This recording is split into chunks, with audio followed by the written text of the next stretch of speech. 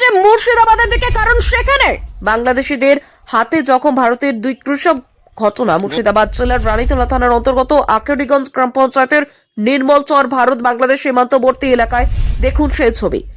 জানা যায়, বাংলাদেশিরা গরু মোষ পাল নিয়ে এসে আমাদের ভারতীয় চাষিদের ফসল নষ্ট করে দিচ্ছে। গতকাল কৃষকরা ও মাঠে যোগানদার তারা সীমান্তবর্তী এলাকায় ছিল, জমি দেখাশোনার কাজ করছিল। সেই সময় বাংলাদেশি এসে তাদের উপর চড়াও হয়ে তাদেরকে ব্যাপক মারধর করে।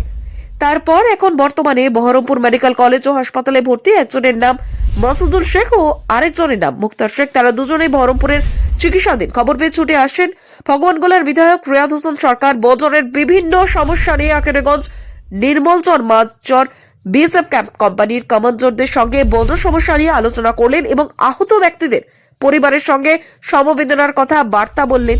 গ্রামবাসীদের পক্ষ থেকে অভিযোগ উঠে আসছে যে বেশ কিছু জায়গায় পিলার নেই, তার কাটা বেড়াও নেই। তার কারণে এই ঘটনা ঘটেছে বলে জানায় গ্রামবাসী। আকিরগঞ্জ থেকে আজিমউদ্দিন শেখের রিপোর্ট, বাংলা নিউজ।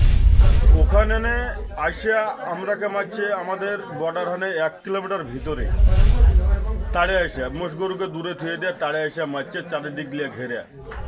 এই কারণেই আমাদের ওই দুটো যোগানদার মাঠ যোগানদার এরা ক্ষতিগ্রস্ত হয়েছে।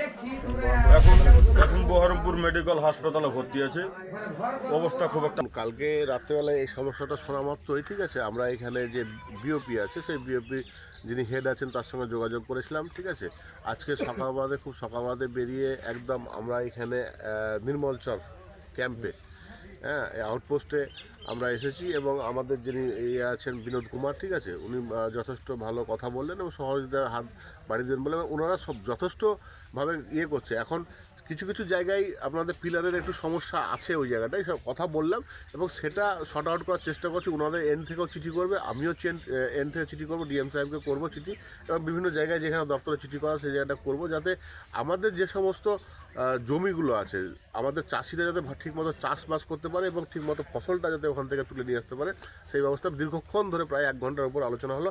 অটোমেটিক সকাল থেকে কিন্তু ওদের ফ্ল্যাগ মিটিং চলছে এবং আবারও একটা ফ্ল্যাগ মিটিং মনে হয় अभी क्या फ्लैग मीटिंग हो रहा है उधर? हाँ, एक होगी खत्म और दूसरी कमांडर लेवल की फ्लैग मीटिंग हो रही है अभी। हाँ, अभी আরেকটা কমান্ডার লেভেলের ফ্ল্যাগ মিটিং চলছে। ঠিক আছে, তো যাই হোক পরিস্থিতি এখন আমাদের ঠিকই আছে এবং বাদবাকিটা তখন আগে দেখা যাবে। আমি রিকোয়েস্ট করলাম যে 1 সপ্তাহের মধ্যে আর কি আমি ওই একদম 0 পয়েন্টে যেতে রাজি আছি এবং সেখানে চাষবাসটা কী ধরনের হয়, মানুষ কীভাবে চাষবাস করে বা আমাদের এলাকাটা কতদূর কী প্রতিকূলতার মধ্যে কৃষকরা চাষবাস করে সেটাও আমি খতিয়ে দেখব এবং সংশ্লিষ্ট মহলে আমি জানাবো। জানা যাচ্ছে যে কিছু কিছু জায়গায় পিলার নেই, সেখান দিয়ে তো বাংলাদেশিরা ঢুকছেই, গরু মহিষ ঢুকছে এবং যেখানে পিলার আছে সেখানেও কিন্তু ঢুকে যাচ্ছে।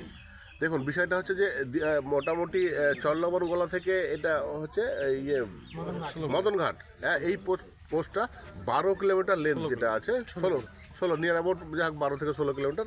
তো এইটাতে কিন্তু ফেন্সিংয়ের কাজটা নেই, বাদবাকিগুলো আছে।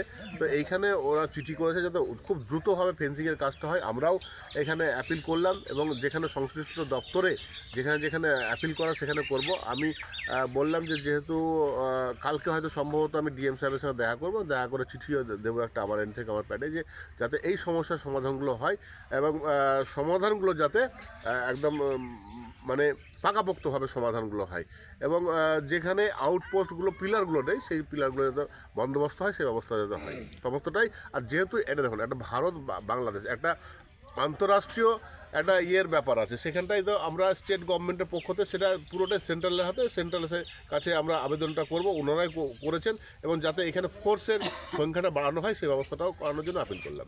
পাশাপাশি আরেকটা সমস্যা আছে যেটা শুকুরের সমস্যা, শুকুরে ফসল নষ্ট করছে, এটা নিয়ে কতটা ব্যবস্থা? দেখুন, এর আগেও এসেছিলাম এবং দীর্ঘ আপনার মোটামুটি 3টে সপ্তাহ অধিবেশন চলার কারণে কিন্তু আমি এই এলাকায় আসতে পারিনি।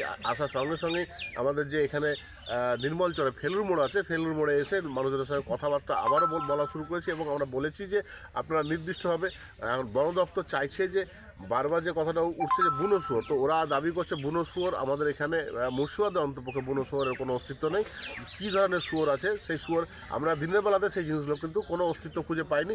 এখন রাত্রেবেলাতে আমাদের অভিযান চালিয়ে বা আবারও বিএসএফ দের সহায়তা নিয়ে বিভিন্ন রকম যে জঙ্গলগুলো আছে ছোটোখাটো, সেই জঙ্গলগুলোকে লোককে দেখতে হবে যে সেখানে শুয়োর কত পরিমাণে আছে এবং কীভাবে আছে, তার একটা বিহিত একটা করার আবারও চেষ্টা করব। কোম্পানি ওনারের সঙ্গে আমাদের কথা হলো যে বর্ডারে যেখানে মিস পিলার, সেখানে পিলার নাই, সেখানে ইন্দো বাংলা জয়েন্ট সার্ভের জন্য আমরা আপিল করলাম। বিএসএফের তরফ থেকে করুক, আমরা পাবলিক মার্ক পিটিশন দেবো ডিএমকে, এবং এমএলএ সাহেব বললো আমার তরফ থেকে আমি ডিএমকে অ্যাপ্লিকেশন দেবো যাতে জয়েন্ট সার্ভের মাধ্যমে ওই মিস পিলারের জায়গায় পিলার হয়। আর বর্ডারে বাংলাদেশের যে পাবলিক আমাদের কলাই ফসল ছড়িয়ে দিচ্ছে বা প্রতিদিন খাইয়ে দিচ্ছে, এবং আমাদের যে দুজন মাঠ চৌকিদার আহত হয়েছে গতকালকে আনুমানিক 3 ঘটিকার সময়, একজনের নাম মাসাদুল শেখ, পিতা জাহির শেখ, চরকৃষ্ণপুর বাড়ি, আর একজনের নাম হচ্ছে মুক্তার শেখ, পিতা নাস্তার শেখ, পুরো বাড়ি চরকৃষ্ণপুর। এরা মাঠের ফসল রক্ষণাবেক্ষণের জন্য চাষি তাদেরকে মাঠ চৌকিদার হিসেবে নিয়োগ করে। তারা সেই মোতাবেক প্রতিনিয়ত প্রায় 2 মাস হইতে মাঠের ফসল যোগাই দিচ্ছে। এই মতো অবস্থায় প্রতি বছরের ন্যায় এবছরও বাংলাদেশের সাধারণ মানুষ তাদের মহিষ গরু দিয়ে, গবাদি পশু দিয়ে আমাদের ফসলকে ছড়িয়ে দেয়, এবং ইন্ডিয়ান যে জমি সেটা তারা প্রতি বছরই দখল করে অবৈধভাবে।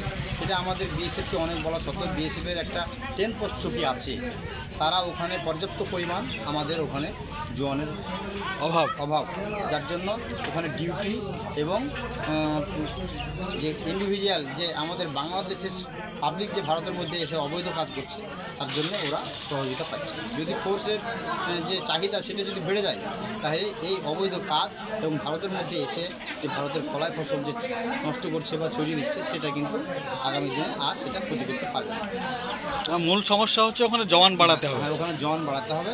আর আরেকটা হচ্ছে ইন্দো বাংলা জয়েন্ট সার্ভে, যেখানে পিলার নেই সেখানে সেই জায়গাতে পিলার হয়ে গেলে ওই সমস্যাটা থাকবে না।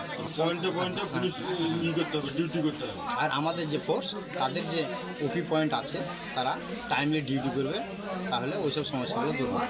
এবং আমাদের যে ইন্ডিয়ান ল্যান্ড, ওখানে প্রায় 14 কিলোমিটার ইন্ডিয়ান ল্যান্ড, সেই জায়গাতে আমরা চাইছি গভর্নমেন্টের তরফ থেকে, আমরা কেন্দ্র সরকারের কাছে আবেদন করছি, রাজ্য সরকারের দিক থেকেও আমরা সহযোগিতা চাইছি যে ওখানে তার কাটা বা তারবন্দি হয়ে যাক, এবং ইন্ডিয়ার জমি আমাদের ভারতের এবং বাংলাদেশের টোটালি ডিভাইডেডভাবে আলাদাভাবে আপন চিহ্নিত হয়ে যায়।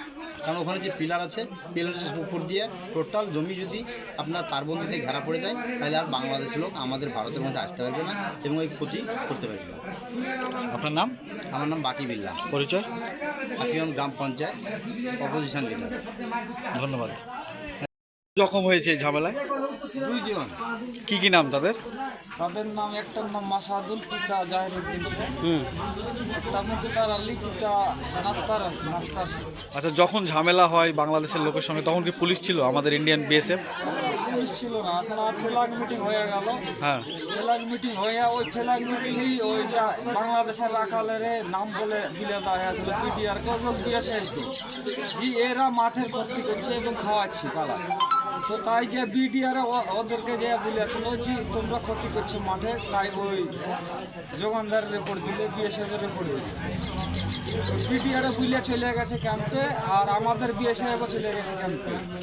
এই সময়তে ঘেরে এসে আমাদেরকে মেরেছে। কতজন ছিল ওরা যখন মারে? কমসে কম 15-20 জন ছিল। আর আপনারা কজন ছিল? আমাদের ইন্ডিয়ান রাখাল কতজন ছিল? আমাদের ছিল 4 জন, তার মধ্যে আগে একজন চলে গেছিল, 3 জন ছিল। কি নাম আপনার? আমার নাম আয়ুব শেখ। এই ঘটনাটা কোথাকার? ঘটনাটা আপনার বেনাগুনার সামনে, মানে নির্মূল চর, যেটা লাস্ট বর্ডারে। Last border.